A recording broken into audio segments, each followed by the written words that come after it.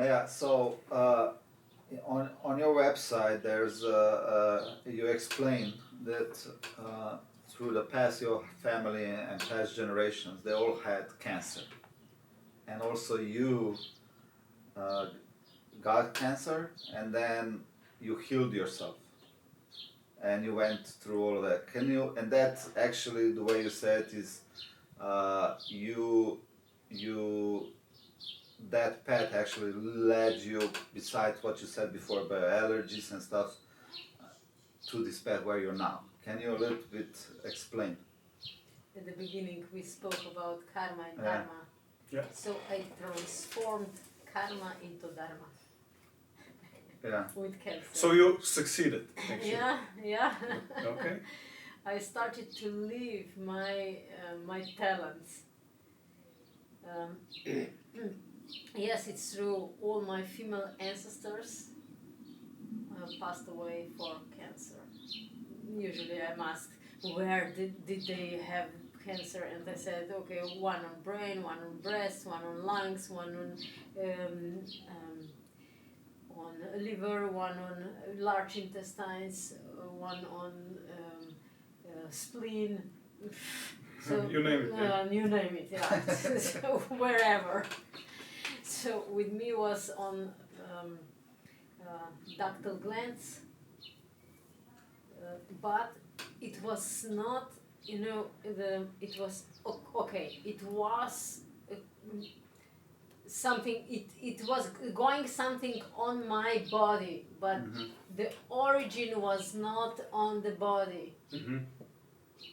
But was in my mind and my emotions, because I was brought up in certain patterns that I learned how to do wrong, and I repeated these patterns, and of course these patterns, my beliefs, my identities, my values, brought me to the stage where I really felt a huge discomfort in my body, and this led to the cancer.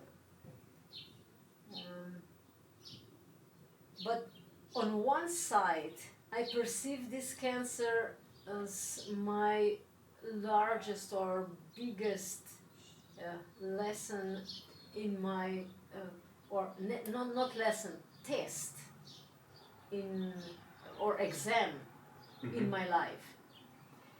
Before I got diagnosed with cancer, I already studied for 25 years everything what I said, from Ayurveda, traditional Chinese traditional Chinese medicine, craniosacral therapy, touch for health, yoga, NLP, name it, many things. So when the student studies so much, then it gets an exam at the end. Pass or not pass. Okay. So my exam is checked. Okay. I did the exam, and now I'm teaching with more depth. I'm teaching people how to heal themselves. Because to heal this cancer, of course, I did a lot of detoxification processes because I needed to support my body. Yes. With the healing, with dealing with this cancer, because just cancer cells produce more than 60 different toxins. So I needed to constantly to clean my body, but this is not enough. Then I checked my emotions, my mind, especially mind, because emotions and mind, these two are very connected. Whatever mind and emotions. Whatever mind produces, emotions then follow.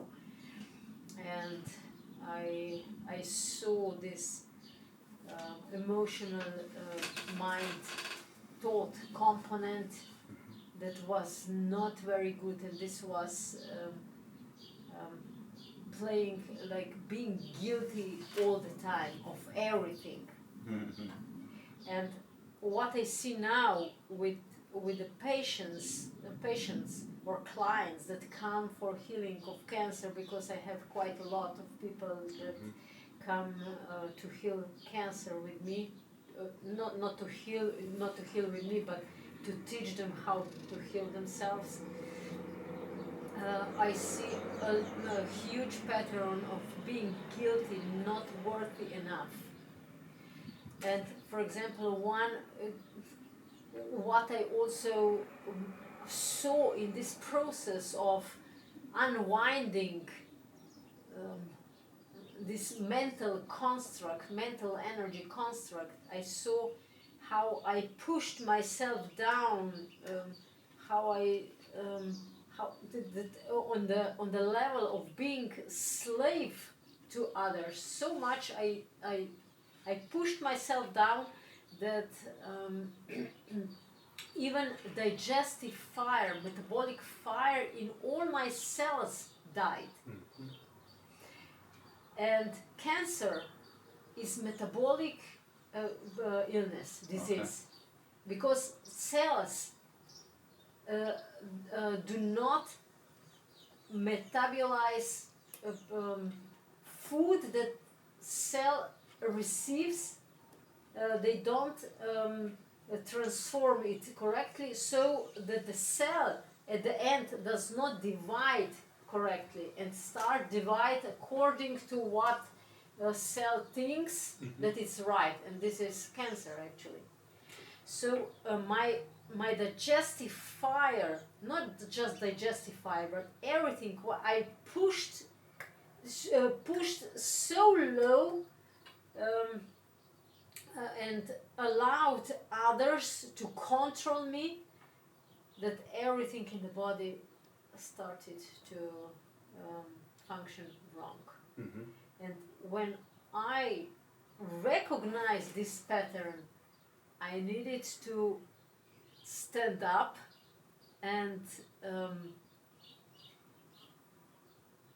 with my behavior actually set limits to others, not allow them to enter into my energy space. And this is a process. Yes. Is that called the shadow work? Yeah, it can also. Is that the right expression? Yeah, this could be also this expression. Yeah, where you have to learn your what because what you learn just mentioned, shadows. just what you just said, you had to, because I think everybody has that in themselves to whatever degree, right? Yeah. But one aspect of that is like how to set limits. Is that in your personal life, workspace, whatever, right? And like you said, like, okay, and a lot of people are like, my always issue was like, okay, I'll do everything for others, like, and I left myself on a side, right? Yeah, exactly. And like, for me, the biggest was like, here's the limit in professional life, here's the limit in personal life. I don't care who you are, you cross that thing, we're gonna have a problem, pretty much. Like, I'm gonna tell you nicely, but if you push it, we're gonna have a problem. You know, usually people, you tell them nicely, like, respect my space, respect that, so they do it. But if they don't, like, okay, you need to learn not to feel guilty about later on about it when you say that, you know. And it's a process. It's a process. It's a process. It's not overnight, right? And and once your brains recognize that, when you mentally recognize it, then it goes faster and faster and faster. Yeah, but it's practice. It's a practice. Yeah, we talked before.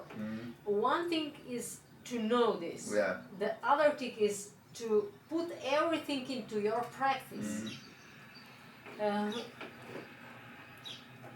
Because we are used to do things that are easy for us. But the biggest